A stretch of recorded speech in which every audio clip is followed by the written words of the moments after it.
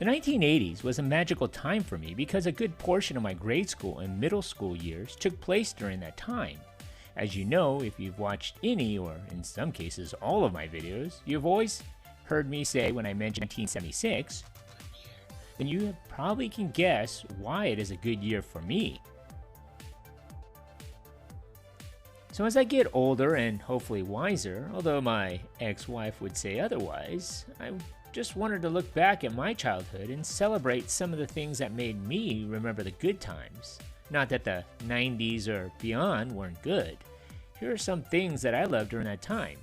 I'm sure everything is up for debate and you'll add other items to this, but these are the things that made my childhood memorable during the 1980s.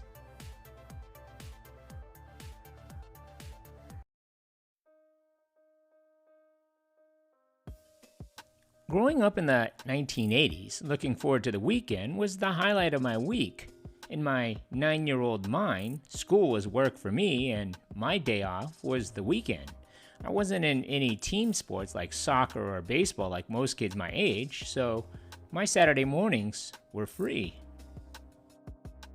So from 7 to 11 a.m. every Saturday from 1984 to 1987, my time was devoted to Saturday morning cartoons.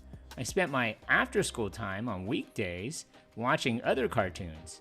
So let's take a look at the cartoons that I watched in the 1980s and see if you, the viewer, watched those cartoons or remember those as well. The Monchichis was actually made to promote the doll line that was first introduced in 1974. It was later dropped by Mattel in 1985 shortly after the show was canceled. Richie Rich was part of the 1-hour ABC Saturday morning lineup along with Monchichis and Little Rascals. Their episodes were only 11 minutes long originally. Pac-Man was the highest rated Saturday morning cartoon show in the US during late 1982.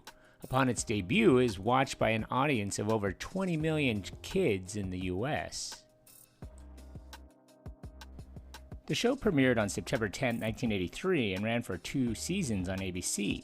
The format would change several times and change names as well.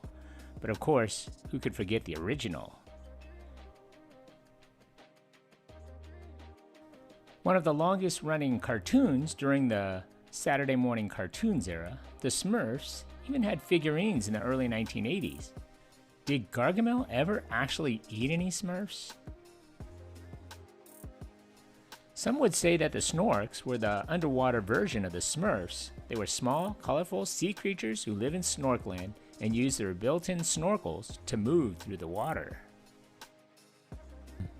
One of the highlights of my Saturday mornings was Alvin and the Chipmunks, which debuted in 1983 and was originally an early 1960s series.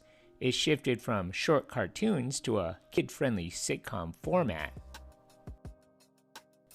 Some would argue that Turbo Teen was an animated version ripoff of the popular 1980s show Knight Rider. What do you think?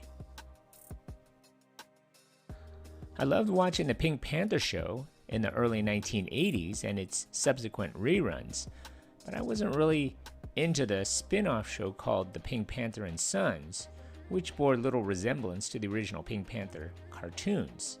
Most episodes centered around Pinky and Panky, with an occasional cameo of the Pink Panther. The Muppet Babies portrayed toddler versions of the Muppets living together in a nursery under the care of a woman known as Nanny. Although viewers only got to see Nanny's legs, one of the show's cartoonists, Guy Gilchrist, revealed what she actually looked like. Barbara Billingsley, who was Mrs. Cleaver on Leave It to Beaver. One of my favorite all-time Saturday morning cartoons was the Looney Tunes. Bugs Bunny happened to be one of my favorite characters. Ewoks debuted in September of 1985 and ran against the Muppet Babies and the Smurfs. The cartoon had frequent schedule changes and generally a low ratings during its run. The series was canceled in 1986. Droids: The Adventures of R2-D2 and C-3PO debuted on ABC in 1985. It was paired with the Ewok series for the 1 hour of Star Wars Saturday morning fare.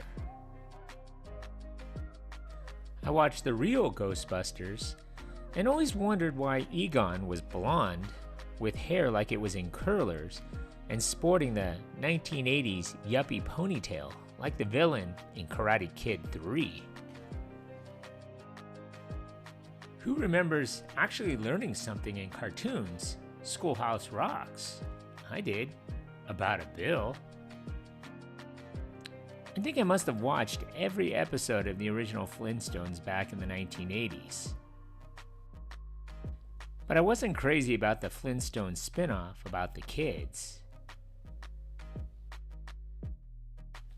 And of course, I watched the future version of the Flintstones, the Jetsons. You could always tell when the new 1980s versions of the cartoon were mixed in with the original 1960s versions.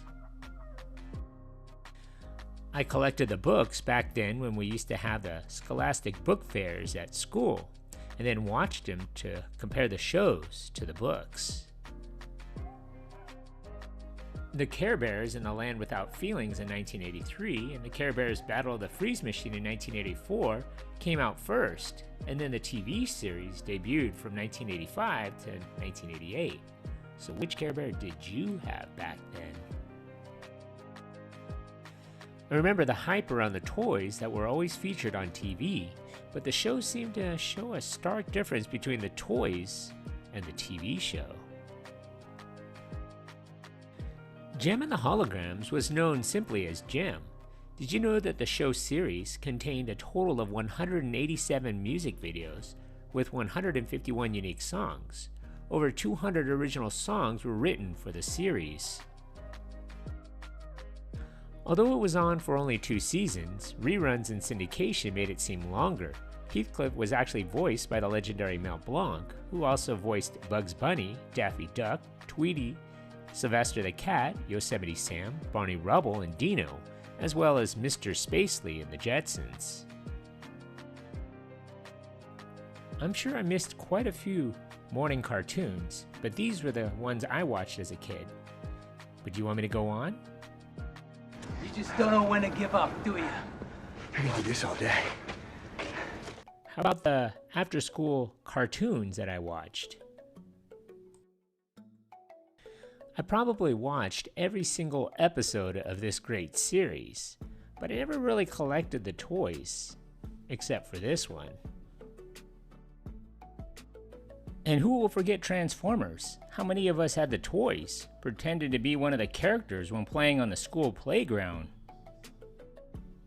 Or made that transforming sound when we wanted to be that airplane or car? Or what about Thundercats? Did you yell out the Thundercats call? Did you know that the first season cost $15 million to make? Of course, there was 65 episodes in that season, which was a lot for a regular season. How many of you can still sing the theme song of DuckTales? I always wanted to swim in that vault of gold coins. Jeremy Hayes of BuzzFeed ranked DuckTales second in their best cartoons for the 1980s list. I beg to differ. I used to collect the comic strip books that they would sell at Walden Books, Crown Books, and B. Dalton. Loved the show too. Sometimes it seemed like Penny and her dog Brain were the real crime solvers in this show. But who'd want to watch Penny and the Brain, right? That kind of sounds like a good show, actually.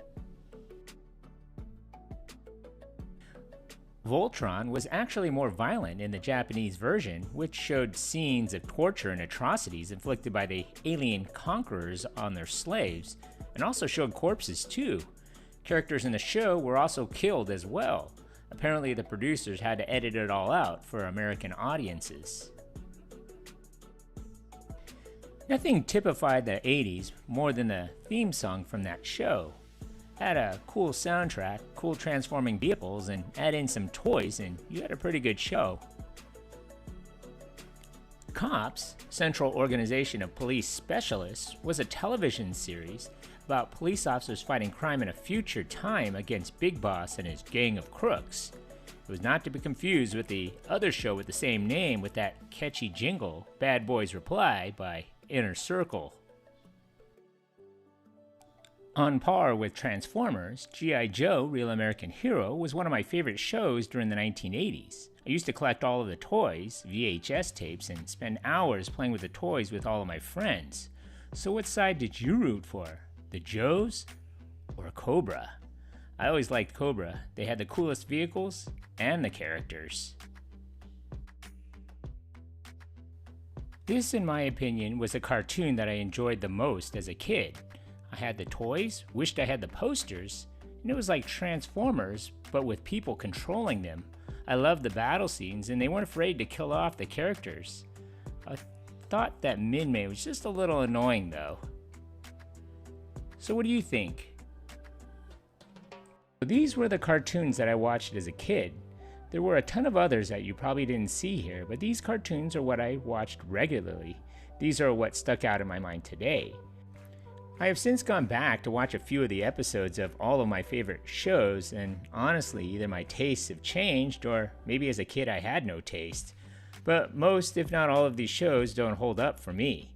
Maybe it's nostalgia from my childhood, but I really can't sit through one episode anymore. So maybe that is how it feels to be in my parents' shoes when I decided to hijack my family's only TV in the house back in the 1980s.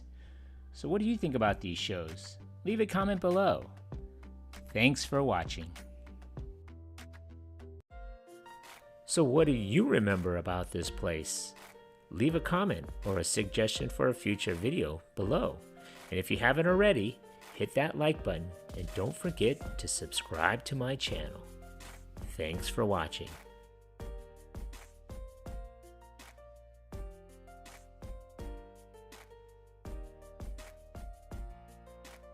Bringing back memories from the good old days. That's super cool, man.